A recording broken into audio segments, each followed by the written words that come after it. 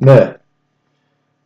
이번 강좌는 지금 이 과정에서 면접에서 가장 중요한 과정이죠. 자기 약점을 강점으로 보완하는 방법.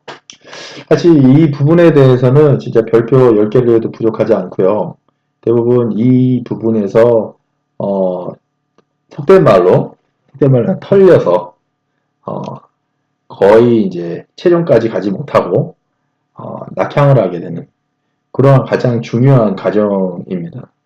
왜 이게 중요하냐면 대부분 이제 면접장에 이제 가셔서 나이스한 얼굴, 진짜 바른 자세 대부분 똑똑하신 분들은 얼굴 인상이 좋아요. 그리고 이제 그런 분들은 자기소개도 웬만큼은 다 하고요.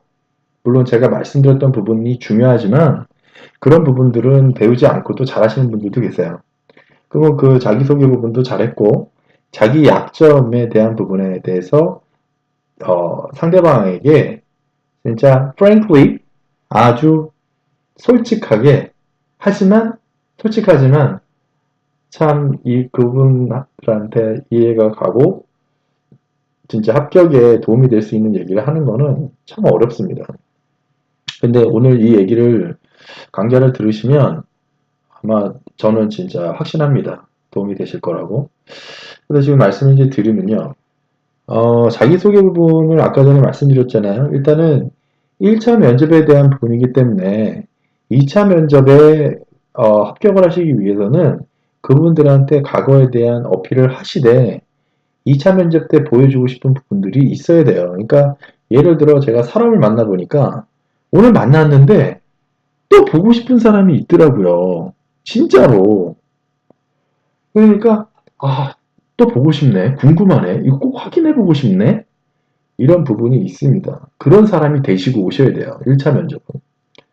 그래서 이제 분명히 자기소개를 어, 하셔서 어필을 하셨고 분명히 자기소개는 일방적인 주관적인 내용이잖아요. 상대방의 의견을 묻지 않고 분명히 이제 그 다음에 이 다음 프로세스가 들어온 이유가 있습니다. 그건 자기가 주관적인 자기소개를 했는데 그분이 원하는 소개가 아니었어요. 그러면은 일문일답으로 그분이 물어보시는 겁니다. 예를 들어 아까 전에 이제 마케팅을 말씀드렸습니다. ATL 담당자 채용안이었는데 BTL도 했고 ATL도 했고 근데 ATL 경력은 짧고 BTL이고 이런 겁니다. 그러면 이제 면접 그 심사위원께서 이렇게 물어보시겠죠. 우리는 이번에 ATL을 뽑으려고 하는데 경력이 ATL이 너무 짧고 BTL만 너무 많다. 할 수 있겠느냐? 내가 봤을 때는 좀 힘들어 보인다. 만약에 이제 그렇게 질문을 했다 그런다면 어떻게 대처하시겠어요? 예. 역시 이 강의를 듣는 분들은 참 똑똑하신 분들이라 맞는 말을 하셨을 것 같아요. 거의 90점 드릴게요. 근데 한 120점 정도 받으셔야 됩니다. 다른 분들은 다 자기소개까지 점수를 다 본인하고 동일하게 받지만 지금 약점을 얘기하는 부분에서 제 경험상 대부분 다 털립니다. 아까 말씀드렸다시피. 예를 들어 ATL 담당자인데 ATL 채용인데 BTL 담당자가 할 수 있겠어요? 근데 대부분 주니어급 분들은 예, 제가 경험은 없는 게 사실입니다. 그러면서 그냥 면접을 종료해 버리시더라고요. 그러면은 그냥 백발백중 탈락입니다. 아무리 내가 그 전에 100점, 100점을 땄어도 지금 점수가 20점도 안 되니까. 근데 이렇게 말씀하셔야 돼요. 오늘 불러주셔서 진심으로 감사드리고 이사님 또는 팀장님께서는 그렇게 보실 수가 있으시겠네요. 왜냐면 채용자가 뽑고자 하는 사람은 팀의 커뮤니케이션을 잘하고 내 말도 잘 듣고 회사 말도 잘 듣고 언제나 한몫하고 웃을 수 있는 사람을 원하거든요. 그러니까 저는 이렇게 생각합니다. 라고 얘기하게 되면 너무 좀 주관적이에요. 고집 있네? 이렇게 생각할 수 있는 거죠. 그래서 면접 때는 선입견을 줄 수 있는 부분들은 상당히 배제하는 게 좋습니다. 해서 그 이사님이든 팀장님이든 그렇게 생각할 수 있겠네요. 라는 3인칭 언어를 쓰시면, 이 친구는 참 겸손하네? 라는 부분으로 다가갈 수가 있는 거죠. 이사님은 그렇게 생각하실 수 있겠군요. 하지만 저는 이렇게 한번 생각해 봤습니다. 저희 주관적인 생각이 아니라 다른 대안도 있습니다. 이렇게 표현이 되는 거겠죠. 오늘 저를 면접에 불러주신 이유는 제가 ATL로서 업무를 여태까지 해왔던 그런 부분을 높게 샀던 것보다는 제가 여태까지 여러 가지 회사에서 경험한 부분과 ATL만 했던 사람 부분들을 매너리즘에 빠지거나 어떤 업무에 대한 다양성을 이해를 못하고 본인의 주관적인 ATL의 그 짧은 지식을 통해서만 업무를 할 수 있겠지만, 저 같은 경우에는 ATL과 상품기획과 또 BTL과 여러 가지 경험을 통해 코어를 통해 ATL을 더 시너지 낼 수 있는 부분을 높게 보시고 오늘 불러주신 거라고 믿습니다. 오늘 분명히 면접을 부른 이유가 분명히 있단 말이죠. 근데 지금 어찌됐든 면접이기 때문에 압박 면접을 한 것뿐이에요. 그러니까 이력서를 들춰보다가는 그 심사위원분도 빨리 들어가서 일을 해야 되기 때문에 팩트에 대한 질문을 하다 보니까 빠져서 분명히 본인이 잠재력을 보고 불렀는데도 불구하고 이 사람 우리랑 안 맞는데 이렇게 생각이 바뀔 때가 있거든요. 근데 그거를 본인들이 바꿔주셔야 된다는 거죠. 오늘 불러주신 이유가 그거 아니신가요?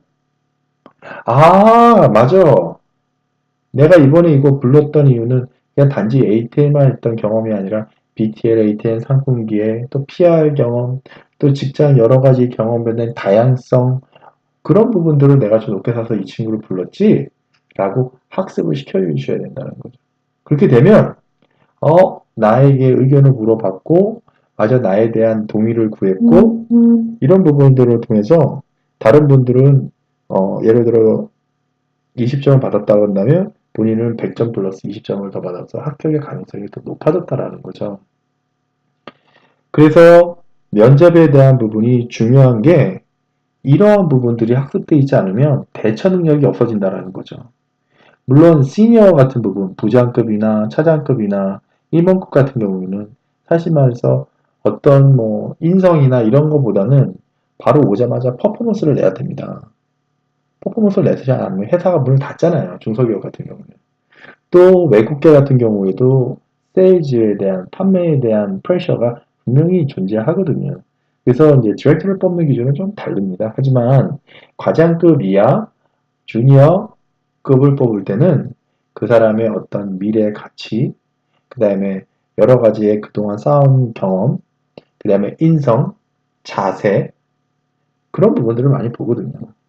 그래서 지금 제가 말씀드렸던 자기 약점에 대한 강점을 표현하실 때는 정확한 답이 아니어도 상관없어요. 왜냐면 그 사람의 아이디어를 듣고 그거를 마케팅 기획이라던가 거기에 사용하려고 물어보는 게 아니라 이 사람의 참신성, 대처 방법, 그다음에 예의, 매너 여러 가지를 체크하는 방법을 수단으로서 사용하는 것 뿐이거든요. 그래서 지금 이 강점에 대한 부분들을 잘 생각하셨다가 오늘 저를 불러주신 이유는 여러 경험 이런 부분들을 통해서 저를 불러주신 겁니다. 라고 갔을 경우 어, 아마 마음을 뺏을 수 있는 좋은 포지션이라고 생각을 합니다. 해서 지금 이제 다음 과정인 영어 대처 능력은 다음 강좌로 넘기고요. 이번 강좌도 마음에 들으셨고 도움이 되셨다면 엄지척 부탁드립니다. 감사합니다.